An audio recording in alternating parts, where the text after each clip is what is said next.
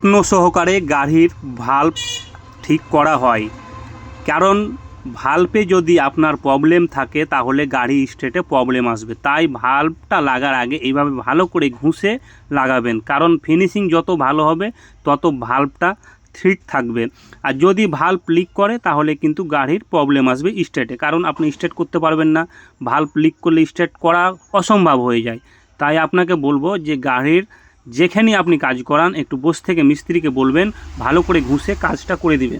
তারপরে chain sprocket এতটা যদি নোংরা থাকে তাহলে আপনার চেন স্পটগুলো নষ্ট হবে তাড়াতাড়ি। তাই আপনার চেন স্পটগুলো খুলে ভালো করে ওয়াশ করে ওই জায়গাটাকে পরিষ্কার করে আপনি লাগার ব্যবস্থা করবেন, কারণ এই যে আপনার অবস্থাটা যেরকম আছে তাতে এটাতে গাড়ি শেষ, মোড়ে ভূত হয়ে গেছে। দেখুন নতুন মালটা কিভাবে ফিটিং হচ্ছে, কিভাবে পরিষ্কার হলো, আপনারা পুরোটাই দেখবেন।